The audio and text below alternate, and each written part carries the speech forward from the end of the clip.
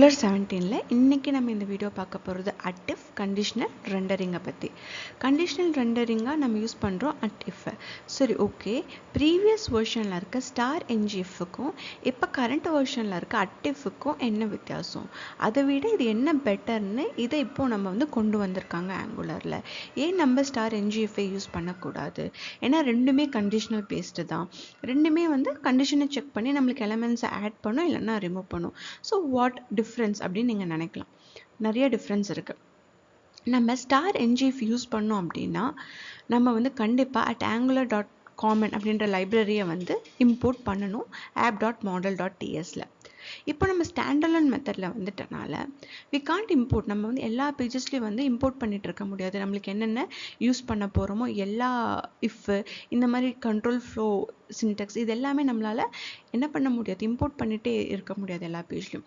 So அதை avoid பண்ணணும். நம்ம இம்போர்ட் பண்ண வேண்டிய அவசியம் இல்லை. இதை அட்டிஃபை நம்ம காம்போனண்ட்டில் ஓவரால் அப்ளிகேஷனில் எங்கே வேணால் யூஸ் பண்ணலாம். மெயின் பாயிண்ட் என்ன அப்படின்னா, நம்ம ஒரு சிங்கிள் கண்டிஷன்லேயே நிறையா எலமெண்ட்ஸ் டாம் எலமெண்ட்ஸை ஆட் பண்ணலாம், ரிமூவ் பண்ணலாம். நம்மளோட கோட் கொஞ்சம் எழுதுறது கம்மியாகும். நம்மளுக்கான டைம் கன்செப்ஷன்ஸ் கொஞ்சம் கம்மியாகும். ஸோ ஒரு சிங்கிள் கண்டிஷன்லேயே நம்ம என்ன பண்ணலாம் அப்படின்னா, நம்மளுக்கு தேவையான டாம் எலமெண்ட்ஸை ஆட் பண்ணலாம், ரிமூவ் பண்ணலாம். பாயிண்ட் என்ன அப்படின்னா, நம்மளால் அட்டிஃப் யூஸ் பண்ணி ஸ்டார் என்ஜிஎஃப்பை விட பெட்டரான ரீடபிளான ஒரு கோடை எழுத முடியும். ஸோ இதில் எல்ஸ் இஃப் எல்ஸ் அதுக்கப்புறம் எல்ஸ் இது எல்லாத்தையுமே சப்போர்ட் பண்ணும். ஒரு ஜாவா ஸ்கிரிப்டில் நம்ம எப்படி இஃப் எல்ஸ்ன்னு எழுத மாதிரி நம்மளால் HTMLலையும் கன்வீனியண்ட்டாக கோடு எழுத முடியும். என்ன அப்படின்னா, அட்டிஃப் டைரக்டிவ் கிடையாது, ஸ்ட்ரக்சரல் டைரக்டிவ் கிடையாது. ஆங்குலர் 17லேருந்து அட்டிஃப் அட்ஃபார் அண்ட் என்ஜி ஸ்விட்ச் இது எல்லாத்தையும் நம்ம என்னென்னு கூப்பிட போகிறோம் அப்படின்னா கண்ட்ரோல் ஃப்ளோ. ஸோ 17 வெர்ஷன்லேருந்து இது மூணுமே நம்ம கண்ட்ரோல் ஃப்ளோனும் 17க்கு பிஃபோர் 16 வரைக்கும் அதை ஸ்ட்ரக்சரல் டைரக்டிவ்ஸ்னு கூப்பிடுவோம். ஏன் அட்டிஃப் டைரக்டிவோ ஸ்ட்ரக்சரல் டைரக்டிவோ இல்லை அப்படின்னா, அட்டிஃப் அப்படின்றது நம்மளோட ஆங்குலரோட டெம்ப்ளேட் இன்ஜினில் டிஃபால்ட்டாகவே இருக்கும். அதனால இது டைரக்டிவ் கிடையாது. இதை யூஸ் பண்ணுறனால நம்மளோட ஃப்ரேம்வொர்க் யூஸ் பண்ணுறதுக்கு ரொம்ப ஈஸியாகவும் கன்வீனியண்ட்டாகவும் இருக்கும். அது மட்டும் இல்லாமல் இது கண்டிப்பாக ஃப்யூச்சரில் ஒரு பெரிய எவல்யூஷனாக இருக்கும். ஸோ இப்போ இதோட எக்ஸாம்பிள்ஸை நம்ம பார்ப்போம். நான் ஃபஸ்ட்டுன்ற ஒரு காம்போனன்ட் க்ரியேட் பண்ணியிருக்கேன். உங்களுக்கு வேண்டுற மாதிரி உங்களுக்கு தேவையான நேமில் நீங்கள் ஒரு காம்போனன்ட் நேம் க்ரியேட் பண்ணிக்கோங்க. இப்போ இந்த காம்போனன்ட் நேமில் நான் அட்டிஃப் யூஸ் பண்ண போகிறேன்.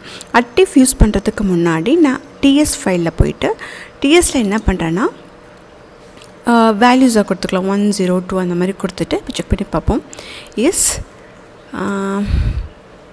எஸ் சர்வர் ரன்னிங் அப்படின்ற ப்ராப்பர்ட்டி நேம் கொடுத்துக்கிறேன். இந்த ப்ராப்பர்ட்டியில் நான் இதை ஃபஸ்ட்டு 0வாக வச்சுக்கிறேன். ஸோ இதில் மொத்தம் நம்ம 3 கொடுத்துக்கலாம், 0 1 2. ஓகேவா? ஸோ 0வாக இருந்தால் ஆஃபில் இருக்க சர்வர், 1ல் இருந்தால் ப்ராக்ரஸ் கனெக்டிங் ஆகிட்டுருக்கு, 3ல் இருந்தால் கனெக்டட் ஆகிடுச்சு. ஸோ நம்ம என்ன பண்ணிக்கலாம்னா 3 வேல்யூஸ் இதுக்கு செட் பண்ண போகிறோம். நான் எப்போவுமே உங்களுக்கு ஃபால்ஸ் ட்ரூலே சொல்லி கொடுக்குறனால கொஞ்சம் டிஃப்ரெண்ட்டாக இருக்கட்டுமேனு இந்த மாதிரி 0 1 2ன்னு சொல்லித்தரேன், வேறு ஒன்றும் இல்லை. ஸோ ஒன்ஸ் இங்கே ஒரு ப்ராப்பர்ட்டி நேம் கொடுத்து அதுக்கு ஒரு வேல்யூ கொடுத்துட்டேன். இங்கே என்ன பண்ணியிருக்கேன்னா இஃப் இதுதான் சின்டெக்ஸ். நான் சொல்லியிருந்த மாதிரி அட்டிஃப்குள்ளே நம்ம கண்டிஷன் கொடுத்துருக்கோம். என்னது? Is server running. Server running 0வாக இருந்துச்சு அப்படின்னா எனக்கு ஒரு டிவ் க்ரியேட் ஆகணும். அந்த டிவ்க்குள்ளே நான் என்ன பண்ணுறேன்னா ஒரு ஹெட்டிங் 1 மாதிரி போட்டுட்டு இதுக்குள்ளே சர்வர் இஸ் ஆஃப்னு சொல்லிடுறேன். நெக்ஸ்ட்டு எல்ஸ் யூஸ் பண்ணுறேன். அதே மாதிரி தான் எல்ஸ் இஃப் யூஸ் பண்ணிவிட்டு இந்த எல்ஸ் இஃப்குள்ளே நான் என்ன பண்ணுறேன், கண்டிஷன் கொடுக்குறேன். இதுக்குள்ளே நான் என்ன கண்டிஷன் கொடுக்குறேன்னா same is server is running equal to எனக்கு 1ஆக இருக்கணும். 1ஆக இருந்துச்சு அப்படின்னா இதுக்குள்ளே நான் ஒரு டிவ் கொடுத்துக்கிறேன். இந்த டிவ்க்குள்ளே நான் இன்னொரு h1 கொடுத்துக்கிறேன். இதுக்குள்ளே நான் என்ன கொடுக்குறேன்னா server is connecting. Next else எனக்கு 0வாகவும் இல்லை 1ஆகவும் இல்லை எனக்கு வந்து இன்னொன்று எல்ஸை இஃப்னே நான் போட்டுக்கிறேன். எல்ஸ் இஃப்னு போட்டு இட் சர்வர் ரன்னிங் 2 இருந்துச்சுன்னா என்ன சொன்னேன் கனெக்டட். ஸோ நான் என்ன பண்ணுறேன் டிவ்வில் ஒரு h1 டேக் போட்டுக்கிறேன். இந்த டேக்குள்ளே என்ன சொல்கிறேன் சர்வர் இஸ் கனெக்டட். ஓகேவா? இப்போது இது 3ல் எந்த நம்பருமே இல்லை அப்படின்னா நான் எல்ஸ் கொடுத்துக்கிறேன். ஸோ எல்ஸ் கொடுத்துட்டு எல்ஸில் என்ன பண்ணுறேன் அதே டிவ் கொடுத்துக்கிறேன். அந்த டிவ்க்குள்ளே ஒரு h1 டேக் கொடுத்துக்கிறேன். இப்போ இதுக்குள்ளே நான் என்ன பண்ணுறேன்னா சர்வர் கனெக்டட் ஃபெயில்ட். ஸோ நான் என்ன பண்ணியிருக்கேன் அட்டிஃப், இதுதான் நம்மளோட சின்டாக்ஸ் அட்டிஃப். ஸோ நம்ம எத்தனை எல்சிஃப் வேணால் யூஸ் பண்ணிக்கலாம் ஆஸ் நம்ம யூஸ் பண்ணுற மாதிரி ஜாவா ஸ்கிரிப்டில். அண்ட் நம்ம எல்ஸோட எண்டப் பண்ணிக்கலாம், எண்டப் பண்ணாமலும் விடலாம். ஸோ நம்மளோட கோடிங்கை பொறுத்து நம்மளோட லாஜிக் பொறுத்து. ஸோ நம்ம இதுக்குள்ளேயே நம்மளால் என்ன பண்ண முடியும் லாஜிக் பண்ண முடியும். இப்போ உங்களுக்கு புரிஞ்சிருக்கும் ஸ்டார் என்ஜிஎஃப் யூஸ் பண்ணுறதை விட இந்த சின்டாக்ஸ் வந்து எவ்வளோ ஃப்ரெண்ட்லியாகவும் எவ்வளோ ஈஸியாகவும் இருக்குது அப்படின்ட்டு.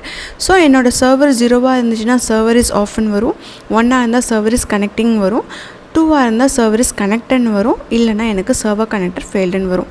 இப்போது நம்ம இதை சேவ் பண்ணிக்கலாம். நம்ம டிஎஸ்ல என்ன கொடுத்துருக்கோம் ஃப்ளாகு 0ன்னு கொடுத்துருக்கோம். ஸோ இப்போ எனக்கு என்ன வரணும் சர்வர் இஸ் ஆஃப்னு வரும். இப்போ நம்ம போய் ப்ரௌசரில் பார்ப்போம். இப்போ பாருங்கள் சர்வர் இஸ் ஆஃப்னு நம்மளுக்கு வந்திருக்கு. நான் ஒரு விஷயம் சொல்ல மறந்துட்டேன். ஆப் காம்போனண்ட்டில் தட் மீன்ஸ் ரூட் காம்போனண்ட்டில் நம்மளோட காம்போனண்ட் என்ன பண்ணால் பைண்ட் பண்ணணும், இல்லைனா உங்களுக்கு எம்டி பேஜ் தான் வரும். ஸோ நான் அதை சொல்ல மறந்துட்டேன். ஸோ எனிவே நான் இப்போ திருப்பி வேல்யூ சேஞ்ச் பண்ணும்போது உங்களுக்கு அதை நான் எங்கே போட்டிருக்கேன்னு சொல்லிடுறேன். So server is off. Next நம்ம வேல்யூ சேஞ்ச் பண்ணி பார்ப்போம் எப்படி வருதுன்னு. அது மட்டும் இல்லாமல் இதை பாருங்கள், நான் உங்களுக்கு இன்ஸ்பெக்ட் பண்ணி காமிக்கணும். தென் எலமெண்ட்ஸ் போய்க்கலாம். எலமெண்ட்ஸில் போயிட்டு பாடிக்குள்ளே போகிறோம், பாடியில் போயிட்டு நம்மளோட ஆப் ரூட்குள்ளே போகிறோம். ஃபர்ஸ்ட் காம்போனண்ட் நம்ம ஃபர்ஸ்ட் காம்போனண்ட்குள்ளே போய் பார்த்திங்க அப்படின்னா நம்மளுக்கு ஒரே ஒரு டிவ் தான் இருக்கும். ஆனால் நம்ம எத்தனை டிவ் கொடுத்துருக்கோம் 4 டிவ். ஸோ இஃபை பொறுத்த வரைக்கும் எது நம்ம பாஸ் ஆகுதோ அந்த எலிமெண்ட் மட்டும் தான் ஆட் ஆகும், மற்ற எலிமெண்ட்ஸில் என்ன ஆகிருக்கும் டெலீட் ஆகிருக்கும். ஸோ இது உங்களுக்கு புரிஞ்சிருக்கும்னு நினைக்கிறேன். ஸோ நம்ம இப்போ போய் வேல்யூ சேஞ்ச் பண்ணி அடுத்தது பார்ப்போம்.